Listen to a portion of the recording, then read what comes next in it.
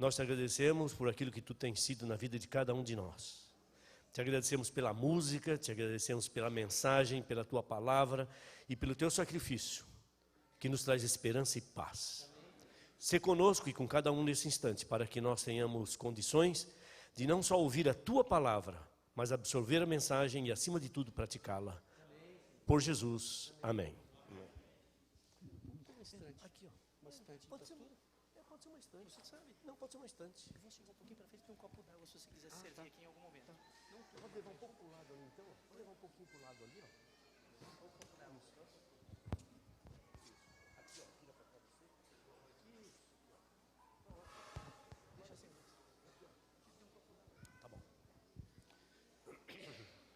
Bom dia a todos. É um privilégio enorme poder nesse sábado pela manhã estar com vocês. E quando eu vejo o rosto de todo mundo, me vem uma linguagem como que dizendo, nós estamos no mesmo barco, caminhando por mesma direção, sob as graças do mesmo Deus. É uma coisa maravilhosa. Sentir-se em família nesse mundo desagregado, nesse mundo separado, nesse mundo maldoso, é uma das maiores bênçãos que nós temos na época que nós vivemos.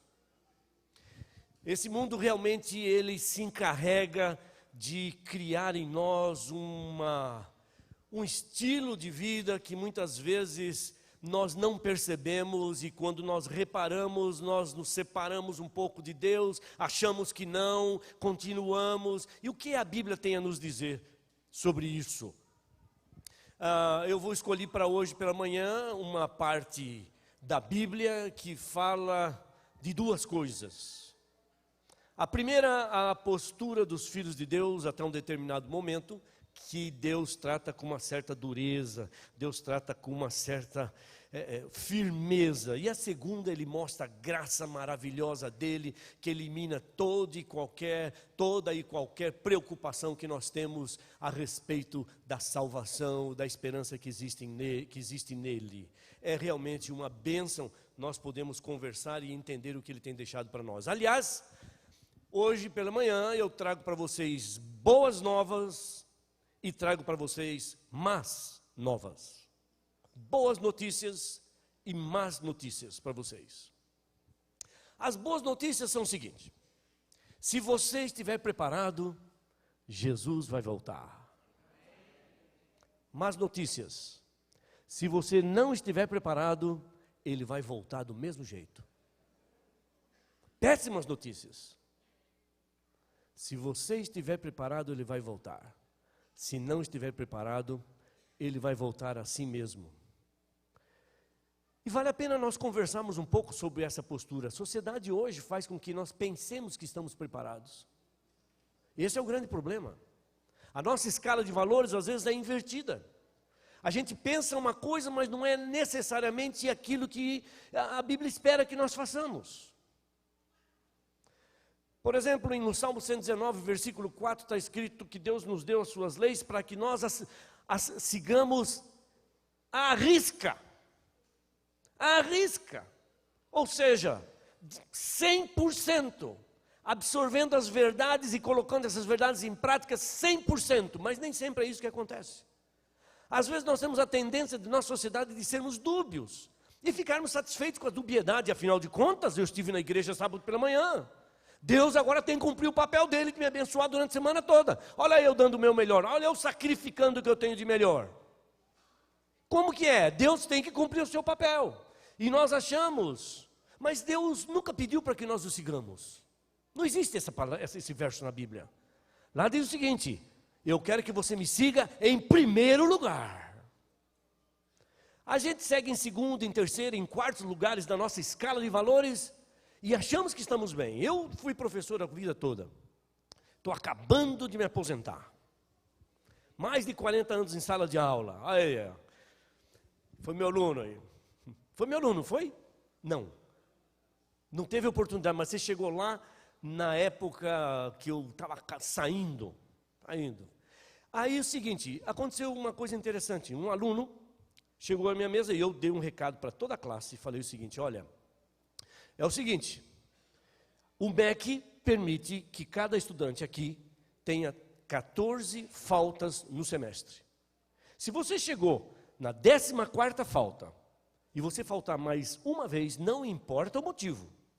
Não importa o motivo, administra a sua vida aí, porque não importa o motivo. Faltou a 15ª, você está sumariamente reprovado. Isso não é coisa do professor, não é coisa da escola, é coisa do MEC, é coisa do Brasil. Aí eu fazendo a chamada, eu vi um aluno, e cheguei para o aluno e falei o seguinte, dá um nome fictício, Antônio, é o seguinte, você está com 13 faltas. 13 faltas. Se você faltar mais uma vez, será a sua última falta permitida pelo governo.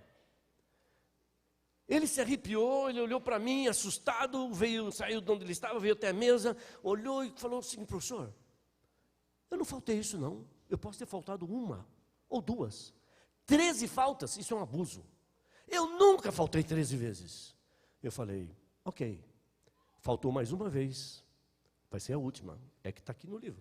Mas eu acho isso uma injustiça, e ficou assim meio amargurado, meio magoado, foi e sentou-se no seu banco. E eu deixei a coisa estar.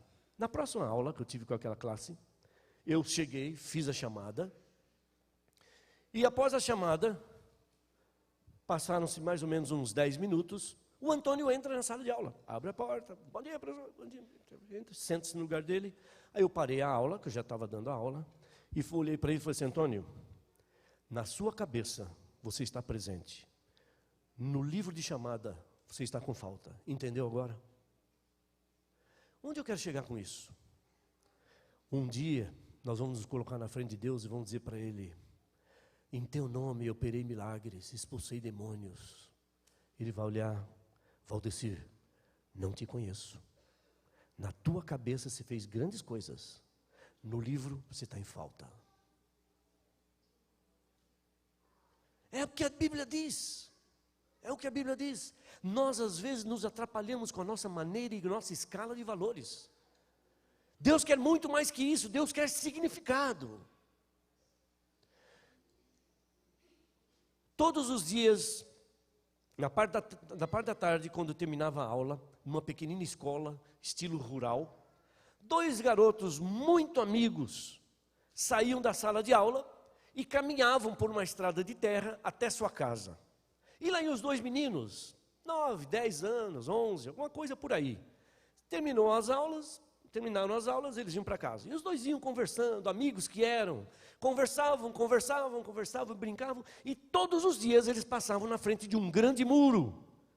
E havia alguma coisa dentro daquele espaço, havia uma construção, alguns barulhos. E eles falaram, o que será que tem do lado de lá do muro? Que a gente passa todos os dias aqui, a gente nunca sabe, o portão está sempre fechado, e a gente passa aqui, ouve esses barulhos, o que será que é isso? E um dia, os 2 vindo da escola, alegres, brincando e coisa e tal, eles voltaram ao mesmo assunto e viram aquele passar na frente do muro, e falaram, mas o que será que tem aí? E um deles falou assim, eu vou investigar, eu vou ver. E eles deram uma olhada ali no muro e perceberam que havia um buraco no muro, havia um buraco ali. E um deles falou assim, eu vou investigar agora. Chegou no buraco e pôs a cabeça dentro do buraco para ver o que estava acontecendo do lado de lá. Mas ele não percebeu que embaixo, do lado de dentro, ao lado do muro, havia um trilho encostado no muro onde corria um portão. E ele pôs a cabeça, ele não percebeu que o portão estava correndo, e de repente o portão veio e acertou a cabeça dele.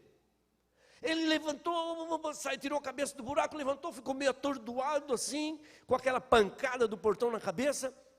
O coleguinha dele meio que achou graça, não sabia qual tinha sido a gravidade, mas eles estavam lá brincando e perguntou para ele, o que você aprendeu aí com esse negócio? O que você viu? O que aconteceu? Ele falou assim, eu aprendi uma coisa muito boa. Aprendi que na vida, o corpo tem sempre que estar do mesmo lado da cabeça.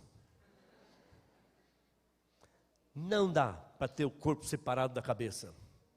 E é a partir daí que eu quero considerar algumas coisas com vocês, de um assunto muito sério que Deus fala. Se nós pegarmos a primeira parte, esse assunto, esse conteúdo, e encerrarmos no meio, não saia no meio do sermão. Porque você tem que ouvir o outro lado, o lado de Deus. Ele fala algumas coisas sérias, ele fala algumas coisas realmente que nós temos que entender. Nós vivemos num mundo realmente difícil, né? difícil. Tanto que Deus fala algumas coisas interessantes que a gente tem que saber nesse mundo difícil que vivemos, é o seguinte: eu repreendo e castigo. Repreensão e castigo vindo de Deus. Mas tem a parte boa daqui. A parte boa é assim, estou lendo Apocalipse 3,19. Repreendo e castigo a todos quantos eu amo. Repreensão e castigo e amor. Essa é uma coisa fantástica. Como nós temos dúvidas e diferenças com essa história de repreensão. Nós não gostamos de ser repreendidos, a menos que nós tenhamos a certeza de que quem repreende você, ama você. Se alguém chega para mim e fala assim: pastor, sabia que sua calça não está combinando com o seu paletó? Eu olho para o camarada e falo assim: quem é você? Vai procurar sua turma, não pedir sua opinião. Não conheço o sujeito, ele vem para mim dizer que alguma coisa está errada comigo, eu não quero sua opinião. Mas se a sua mãe chega para você e fala: meu filho, o que aconteceu? A sua calça não está combinando. É mesmo, mãe? O que a senhora sugere? É mesmo. Ela ama você. Você aceita a repreensão e melhora a sua vida. Olha, existem algumas coisas realmente interessantes que nós estamos vivendo hoje nessa sociedade. A Bíblia tem uma abordagem muito interessante para esse problema bem atual. Essa abordagem, esse problema que envolve todos nós, esses cristãos modernos, como nós somos, se chama dualidades. A cabeça de um lado e o corpo do outro. Um pé dentro, outro pé fora. E nós muitas vezes, por causa das forças e da filosofia que nos abraça diariamente nessa nossa sociedade, nós entendemos que as coisas são assim mesmo. Que está tudo bem. É um comportamento duplo, mas dá para levar. É duplo, mas Deus há de entender, afinal de contas ele é bonzinho. Saber uma coisa e praticar outra. Isso é um problema muito sério. E a Bíblia aborda essa questão das dualidades. Parece que quando a Bíblia foi escrita, Deus falou: tem algumas coisas que eu quero que vocês coloquem aí, para que o povo entenda como é que eu sou, como é que é a personalidade minha e a cobrança que um dia eu vou fazer. E eu selecionei algumas dessas passagens só para nós entendermos. Por exemplo, no livro de 1 Reis 18, 21 diz o seguinte: até quando vocês vão cochear? Ou seja, até quando vocês vão ficar indecisos?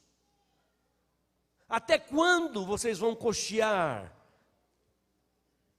entre dois pensamentos? Se o Senhor é Deus, segue a Deus.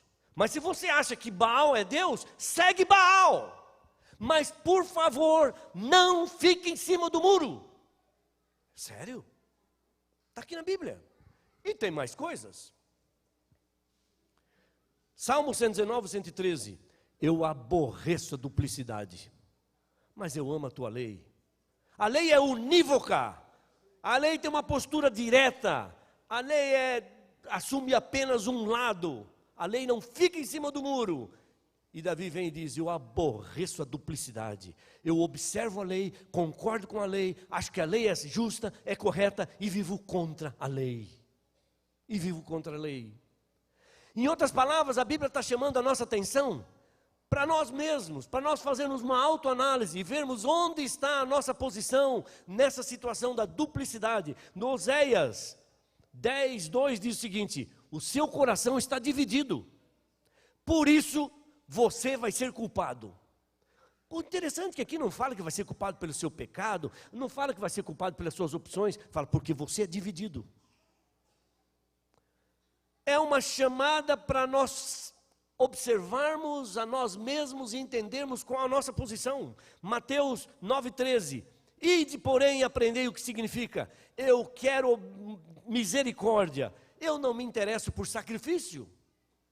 Misericórdia eu quero. Que foi que Samuel falou para Saul, que está em 2 Samuel 15, 1 Samuel 15. Obedecer é melhor do que você sacrificar, do que você oferecer sacrifício. Obedecer a Deus é melhor do que você vir à igreja. Obedecer é melhor do que você devolver o dízimo. Obedecer, quando você obedece e vem à igreja, aí está cumprindo o papel. Quando você obedece e devolve o dízimo, muito bem, mas não há, eu não quero o seu dízimo. Eu não quero a sua oferta. Eu não quero o seu sacrifício. eu quero a sua obediência, o seu coração, a sua integridade. Eu quero você. Não adianta eu levar uma vida que eu escolhi, a vida que me agrada, a vida que me enche os olhos, e depois no sábado eu coloco 3 mil reais de oferta. Deus olha para mim e fala: você está brincando comigo? Você acha que eu, Deus, estou precisando dos seus 3 mil reais? Eu sou o dono de tudo. Eu quero você. Eu quero você. Dar oferta, oferecer um sacrifício, é a oportunidade que eu dou para você, para que você diga para mim o quanto você me ama através dessas coisas. É você que me interessa. Mas muitas vezes nós seguimos os padrões atuais. E aí, baseado nessa previsão de onde o nosso mundo ia chegar, Deus escreve uma carta descrevendo o caráter, a personalidade, o estilo da igreja que cumpriria o seu papel nos últimos dias, que é a igreja de Laodiceia. E é aqui que eu vejo, eu repreendo e disciplino. Por quê? Porque olha o que ele fala, é uma coisa séria. Eu fico preocupado quando eu falo sobre essas coisas, que parece que a Bíblia está usando um chicote para nos trazer para o pé de Deus, mas não. Vamos ouvir até o final. Diz o seguinte, eu vou ler aqui Apocalipse 3, alguns versículos, que começa no verso 14 até o 18.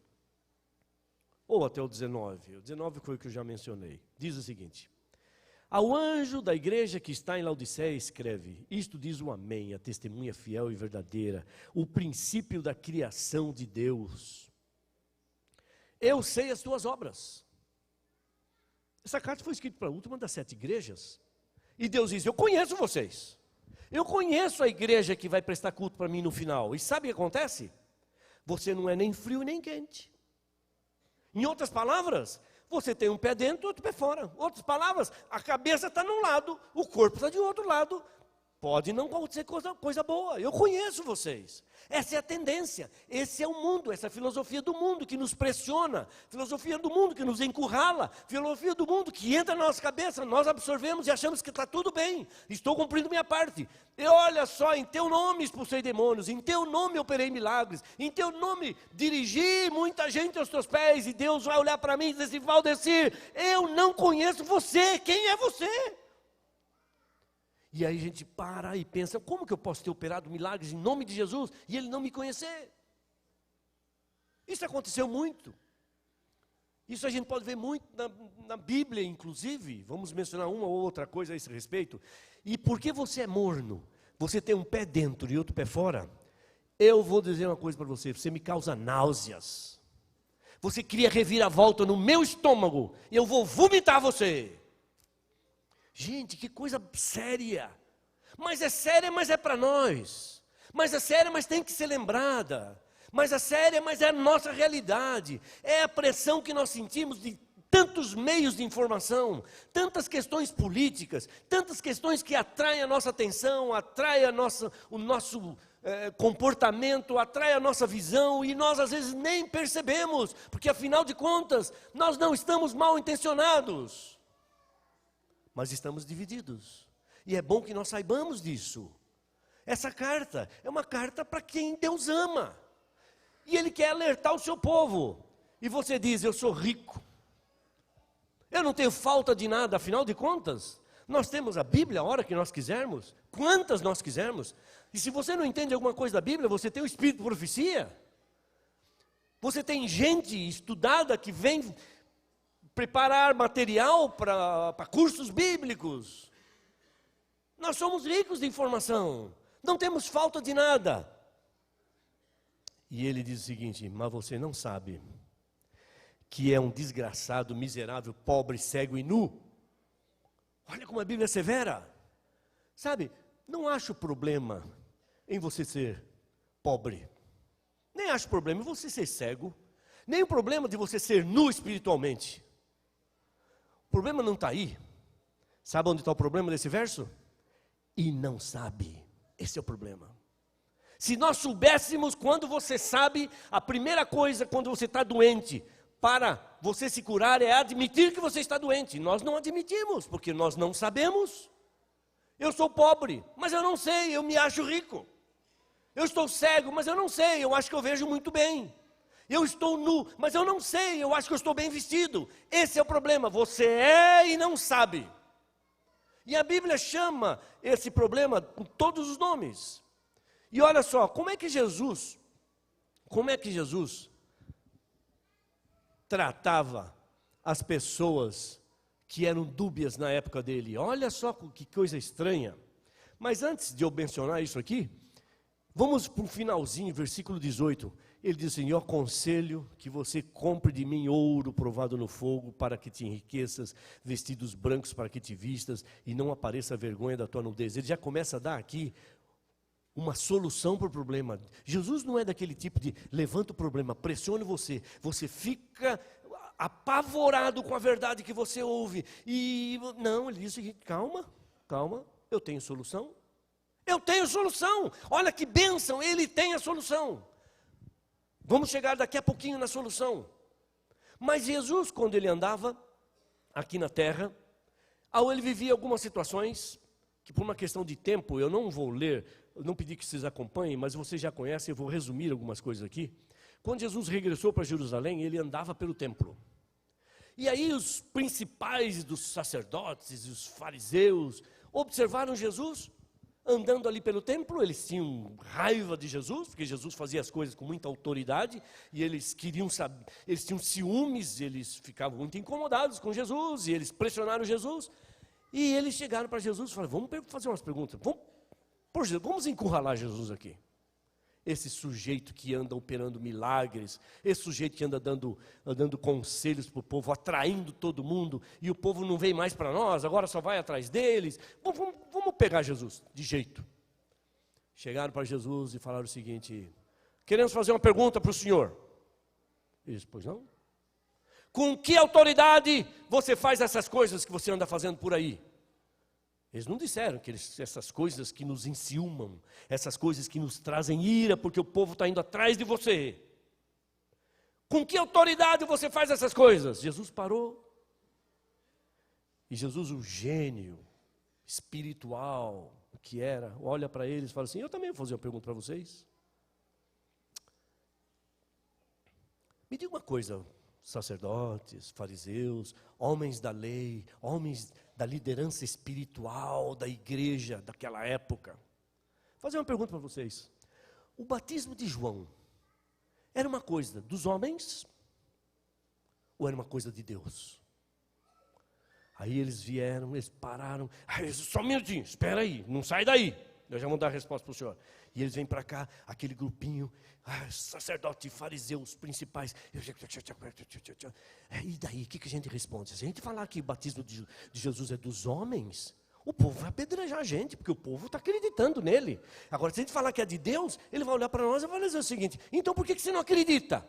Por que você não serve? É dos homens ou é de Deus? Um olha para o outro, dos homens e Deus. O que a gente vai responder para ele agora? Aí, a resposta mais óbvia, mais lógica de todos aqueles que estão em dúvida e em cima do muro, daqueles que não assumem a responsabilidade de viver aquilo que pregam, a resposta mais fácil e lógica daqueles que querem correr da verdade, chegaram para Jesus e disseram: não sabemos. Não sabemos. Quer dizer, você não sabe se o batismo de João era de Deus ou era dos homens? Nós não sabemos. E Jesus tem uma resposta que me causa calafrios. Porque há tantas vezes que eu chego para Jesus e parece que ele me questiona: por que você fez isso? E eu digo: não sei. Sabe o que Jesus respondeu para eles? Eu não tenho conversa com quem está em cima do muro. Estou fora. Deu as costas e foi embora. Como é que está a nossa vida? Por que muitas vezes nós oramos e Jesus não pode nos atender? Porque Ele fala a mesma coisa para nós: eu não tenho conversa com gente dúbia, eu não tenho conversa com quem está em cima do muro. Olha o que Ele falou aqui: se nós dissermos dos homens, vamos temer o povo. Se nós dissermos do céu, então por que não acreditasses nele? Eu estou lendo Mateus 11, 27 a 33.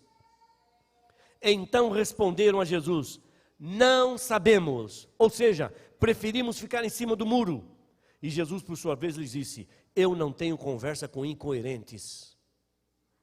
Eu não tenho conversa com gente que diz que sim e sabe que é não. Portanto, eu também não falo para vocês nada a meu respeito. Não falo de onde eu vim, não falo quem eu sou e não falo com que autoridade eu faço essas coisas. E eu pergunto, o que foi que eu vim buscar na igreja hoje? O que Jesus está olhando para mim? O que é que Ele está me dizendo? Como está a minha vida perante Ele? Como nós não sabemos?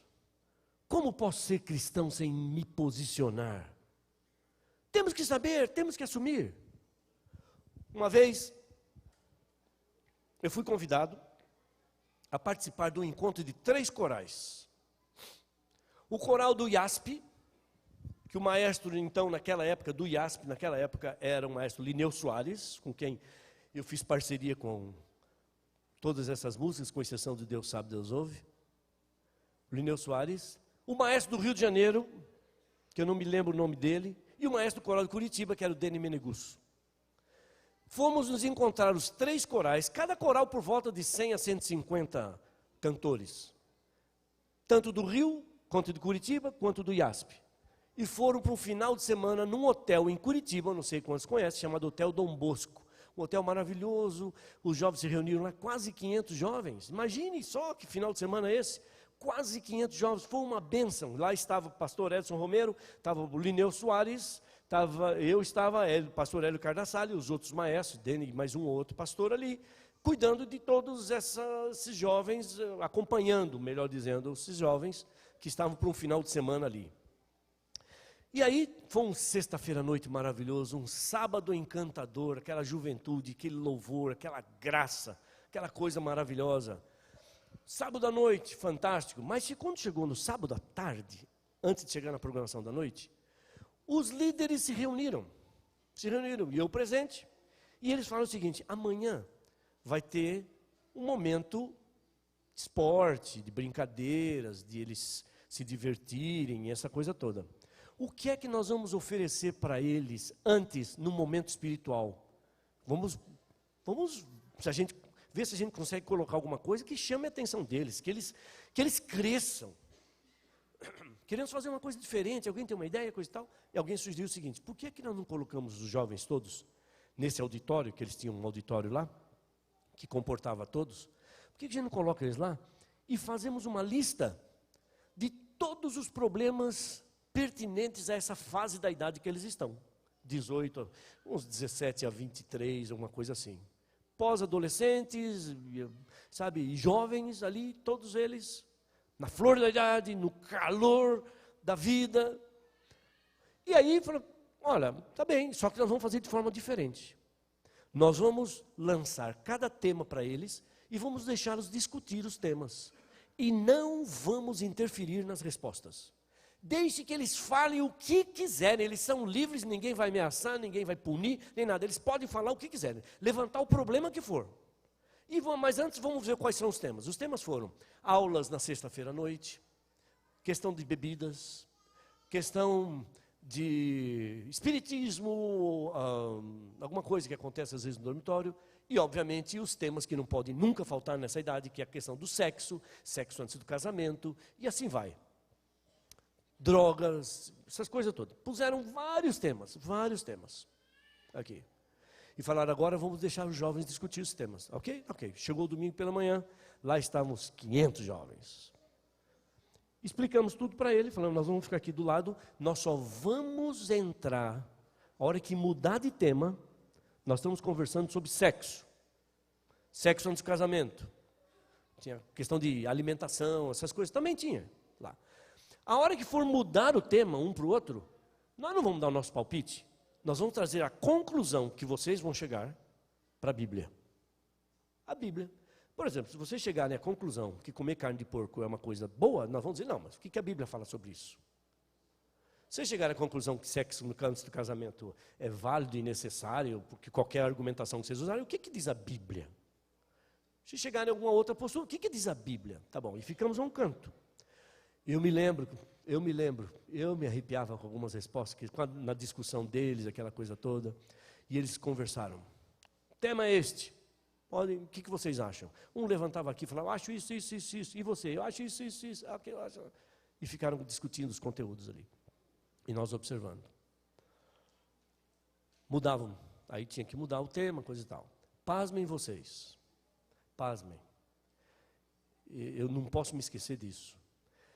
Em nenhuma vez sequer, quando os temas foram mudados de um para o outro, temas controversos, mudados de um para o outro, em nenhuma vez nós, os líderes, tivemos que interferir dizendo, vocês chegaram a essa conclusão, mas a Bíblia diz o seguinte, nenhuma vez, em nenhum conteúdo. Conclusão, desse dia em diante, eu tomei uma decisão para a minha vida. Eu não prego mais o que é certo e o que é errado. Nós sabemos. O jovem sabe. A minha abordagem agora, quando eu sou convidado a falar para os jovens, é a seguinte: se nós sabemos o certo, quais são as forças que nos levam a fazer o errado? A gente sabe o certo. A gente já leu a Bíblia. Por que é que a gente escolhe o outro lado? Se a gente sabe o certo. É interessante isso. Parece que tem uma voz que nos acompanha dizendo, este é o caminho, vai por ele. E nós nos satisfazemos em não seguir essa voz. Não é o meu comportamento, não é a minha lógica que tem que depender, tem que determinar a minha teologia. É a teologia que tem que determinar o meu pensamento. É essa a função da igreja. Não é eu concordar com a teologia e dizer, essa teologia, agora o meu pensamento é esse, que vai predominar na minha vida. Um dia Deus vai dizer, eu não conheço você, e nós vamos nos espantar. O problema hoje, meus queridos, não é discernir o certo do errado. Nós sabemos fazer isso muito bem. O problema é discernir o certo do certo. Esse é o problema. O que é que Paulo diz? Há muitas coisas que não são erradas, são certas, mas não convém. Esse não convém é esse discernimento do certo com o certo. É eu estar cada vez mais afinado com Deus, a ponto de Ele dizer para mim o que Ele quer e saber que eu tenho condições e vontade e gosto e prazer em servi-lo. A pior coisa que existe no mundo é um cristão sem Cristo. É a pior coisa que existe no mundo. Um cristão sem Cristo é perigoso, porque ele é incoerente. E sobre a incoerência, eu quero afirmar algumas coisas para vocês. Não há nada, absolutamente nada neste mundo, não é mundo cristão não, é no mundo, qualquer parte do mundo, político, comercial e espiritual, não há nada nesse mundo que se sustente com a incoerência. A coerência é necessária para qualquer coisa, qualquer governo, tem que ser coerente. Você pode ser desleixado, mas não pode ser incoerente. Você pode ser mentiroso, mas vai acabar acreditando na sua mentira, em busca da coerência. Até o governo de Satanás tem que ser coerente. A Bíblia fala isso. Quando chegaram para Jesus e disseram que Jesus expulsava os demônios pelo maioral dos demônios, o que foi que Jesus falou? Se Satanás expulsa Satanás, dividido é o seu reino. É um reino incoerente, um reino dividido. Em outras palavras, e Jesus continuou dizendo, esse reino vai falir, não vai subsistir, porque é um reino incoerente. Até Satanás tem que ter coerência para a busca dos seus propósitos. Como que nós, filhos de Deus, lemos, sabemos, temos luz, e nos comportamos como se não soubéssemos, com a frieza que causa um problema no estômago de Deus. O estado de mordidão, ou seja, a dualidade, o estado de incoerência, caracteriza o povo, não é o povo de Deus, é o povo de Laodiceia, é diferente.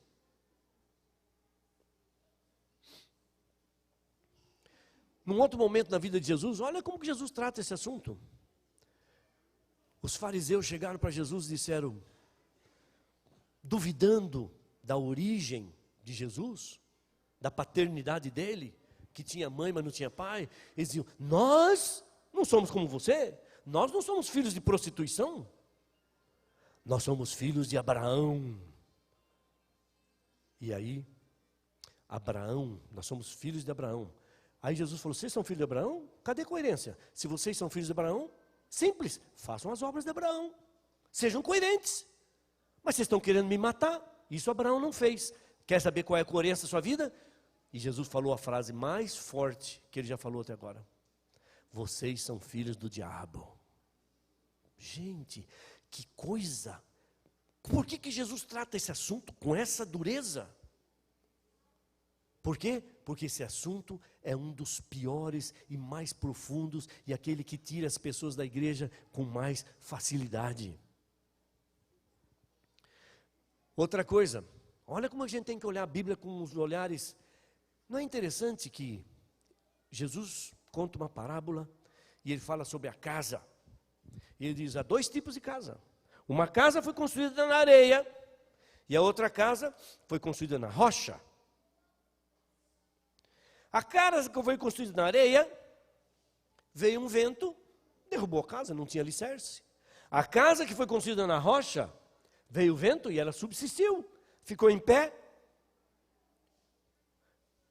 O que é a casa construída na areia?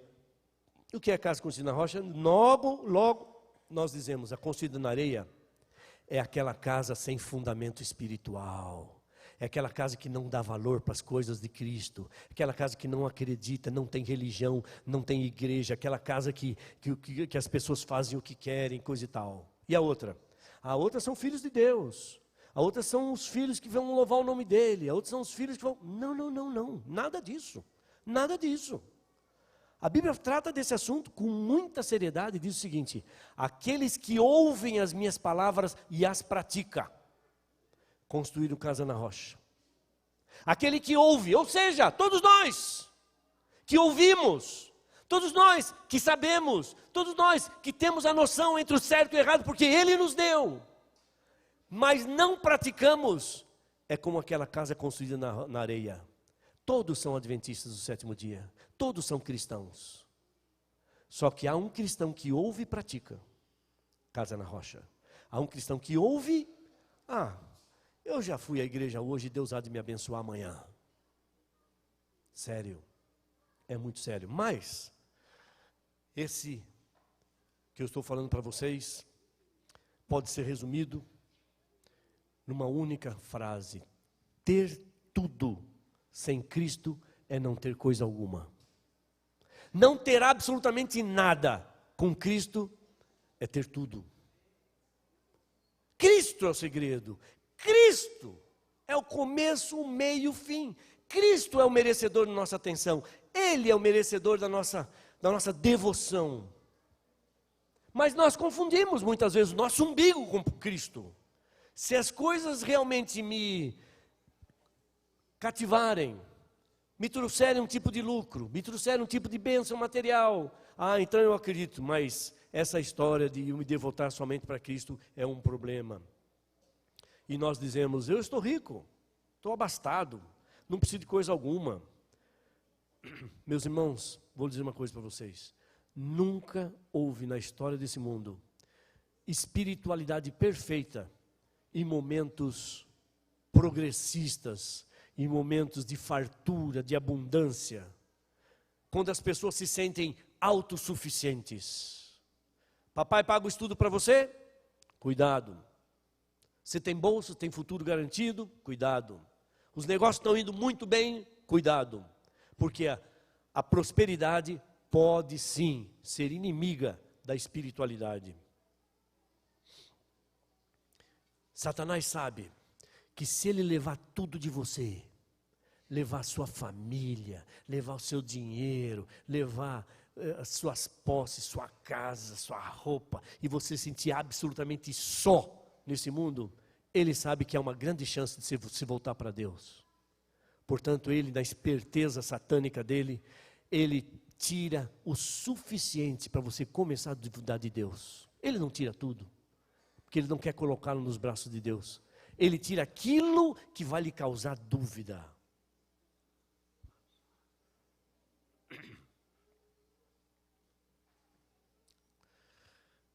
Nós achamos que temos tudo, mas somos incoerentes, não temos nada.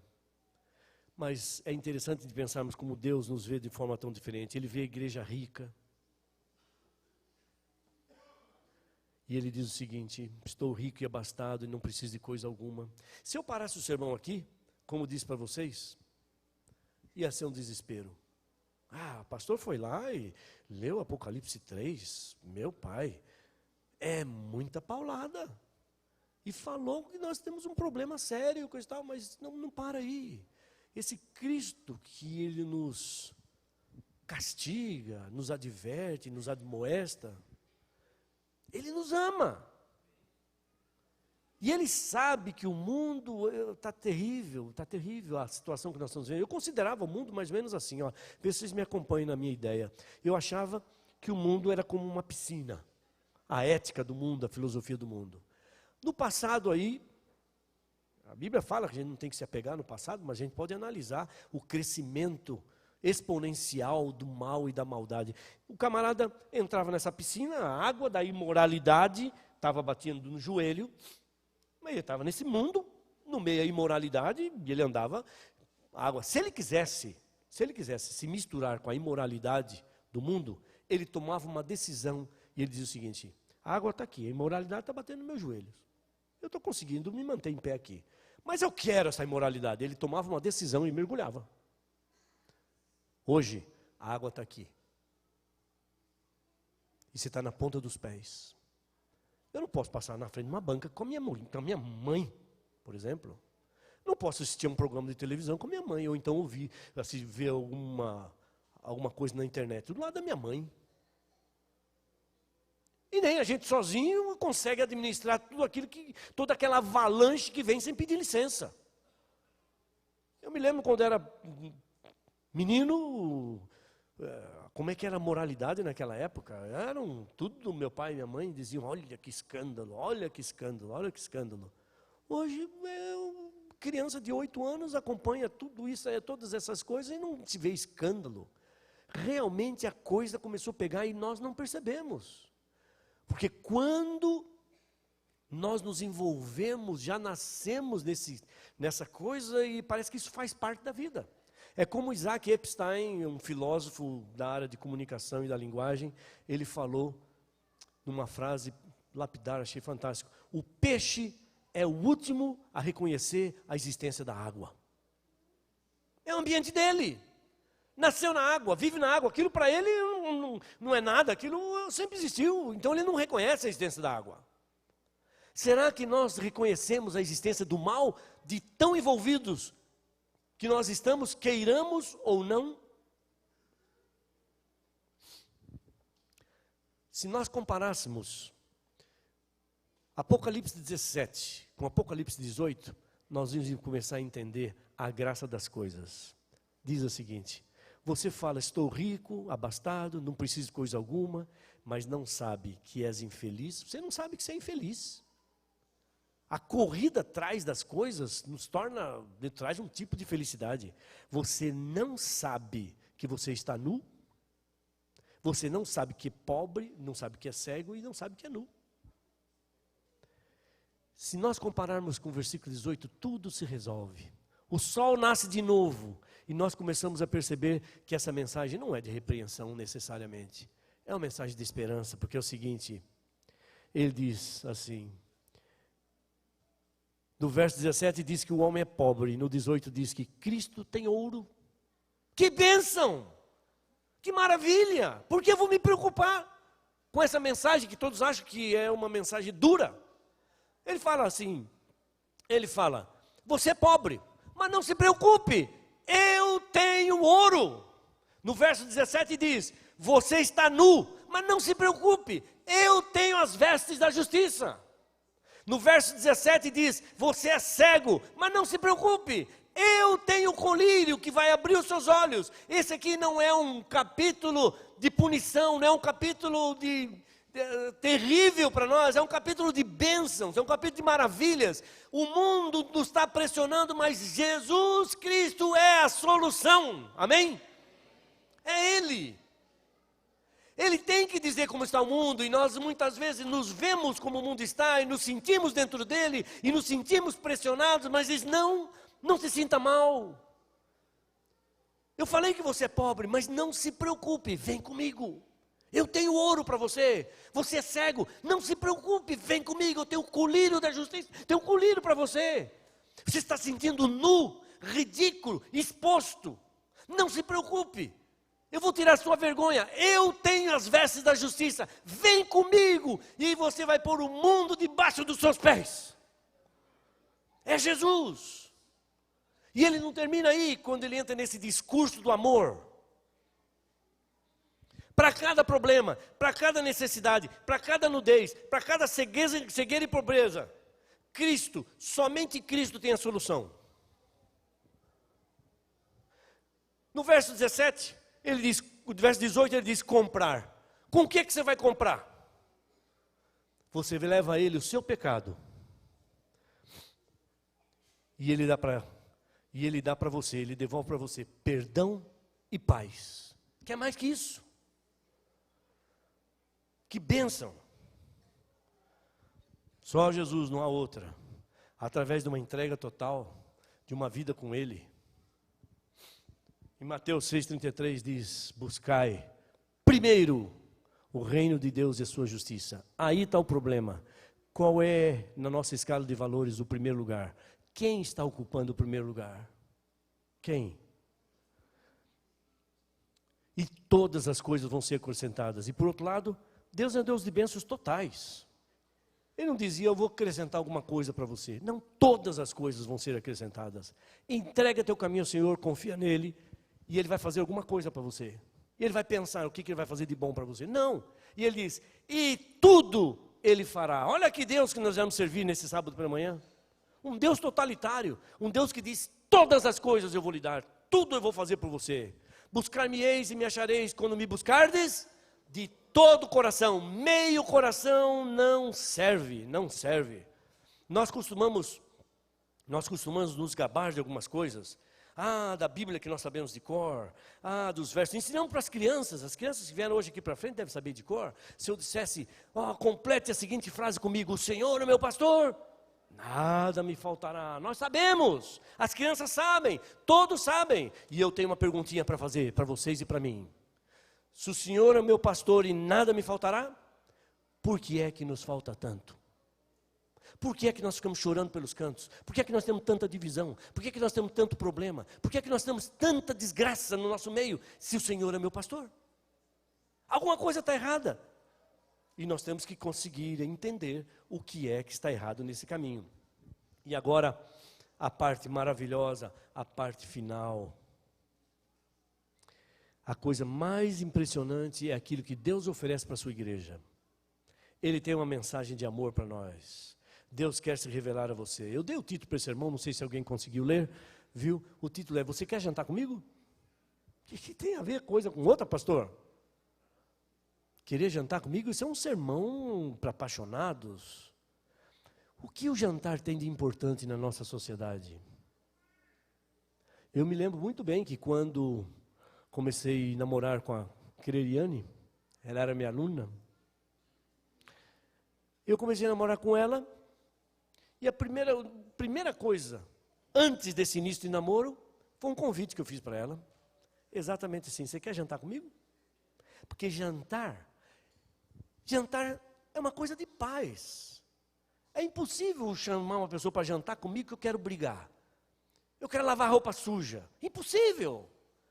Se eu convido para jantar, porque eu tenho planos maravilhosos. E ela sabe como foram bons os planos que eu tinha para ela.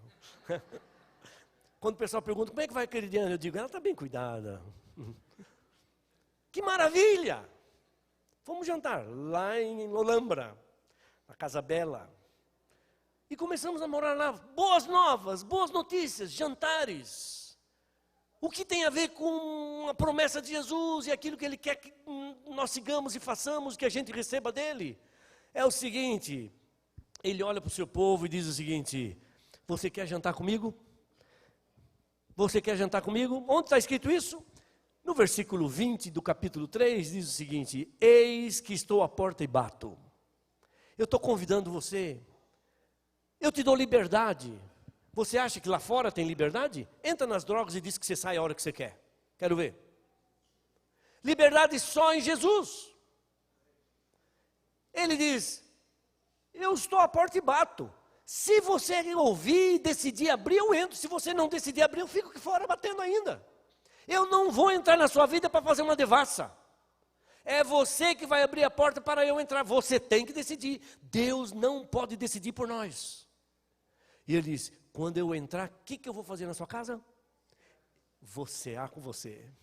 Eu vou jantar com você. Eu quero entrar na tua casa. Não é para arrasar o que você está fazendo de errado. Não é para colocar a força você no trilho. Não é para dizer o que você tem feito que podia ser melhorado. Não, eu vou entrar na sua casa no melhor horário do dia, como acontecia na época de Jesus. O melhor horário do dia é quando o pai voltava cansado do trabalho, se sentava à mesa com a família, com os filhos, e eles conversavam sobre as coisas maravilhosas que aconteceram durante o dia.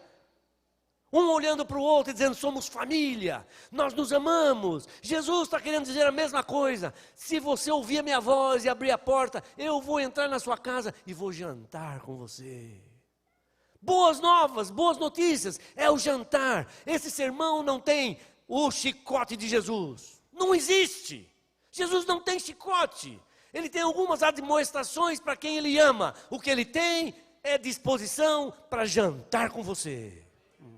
Que maravilha, que bênção, que bênção. Eis que estou à porta e bato. Se você ouvir a minha voz e abrir a porta, eu entro na sua casa e vou jantar com você. É isso. Jesus não força. Meus queridos, essa mensagem é uma mensagem muito atual. Vou lhes dizer uma coisa, uma verdade final.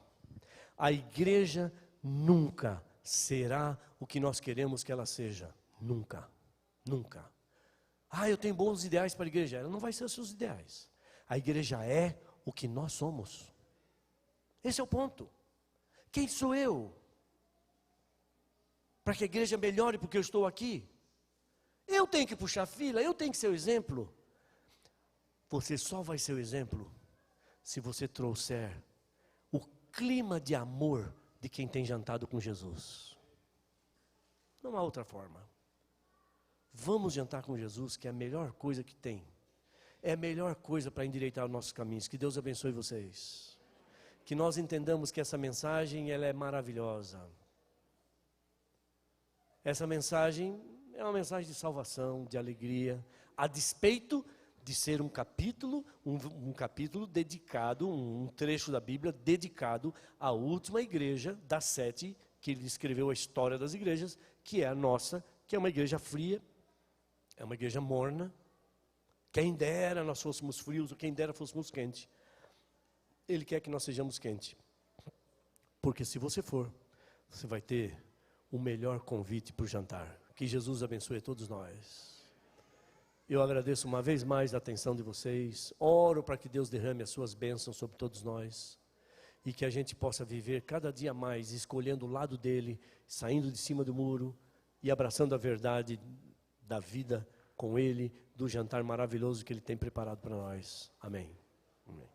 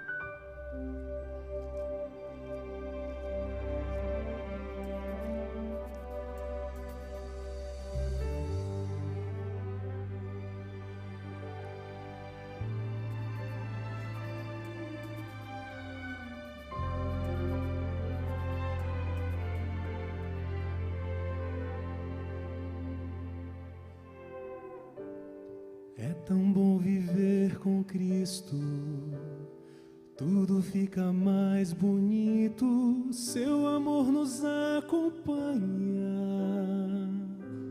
sua paz inunda todo ser, todo sonho que vivemos pode ser realidade com Jesus em nossa vida.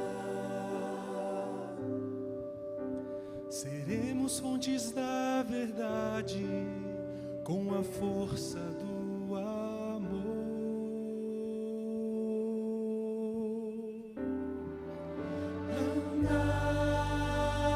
Andar com Jesus é viver livre em suas mãos. Não há palavras para descrever tanta paz. É o céu que nos invade o coração. Coração que essa luz seja intensa, profunda, imensa, imensa, para proclamar ao mundo o amor que há poder em Jesus. Em Jesus. Jesus.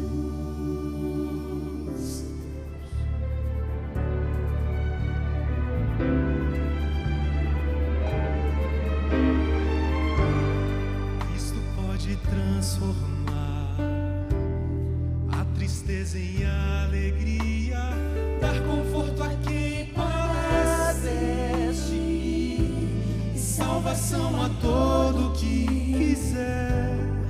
Onde houver insegurança, pode haver mais esperança. Basta depender de Cristo.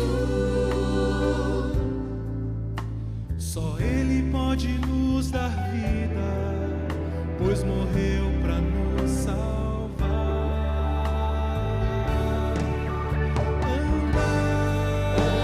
Andar com Jesus,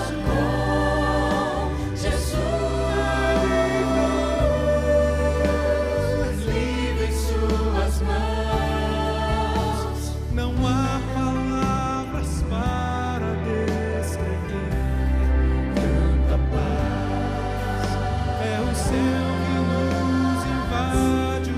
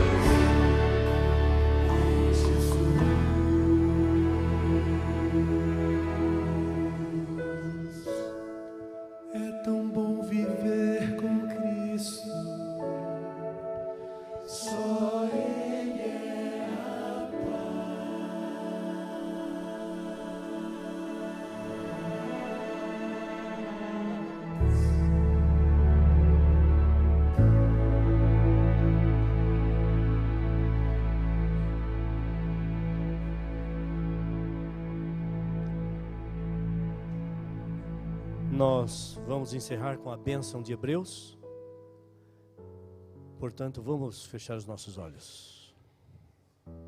Ora, o Deus da paz, que tornou a trazer dentre os mortos a Jesus nosso Senhor, o grande pastor das ovelhas, pelo sangue da eterna aliança vos aperfeiçoe em todo o bem, para cumprir a sua vontade, operando em vós o que é agradável diante dele, por Jesus Cristo, a quem seja a glória para todo sempre. Amém.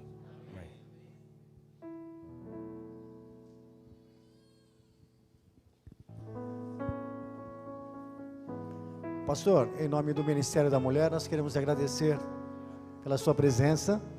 Destacar também a presença da Cleriane Lima, que é apresentadora do programa da Novo Tempo.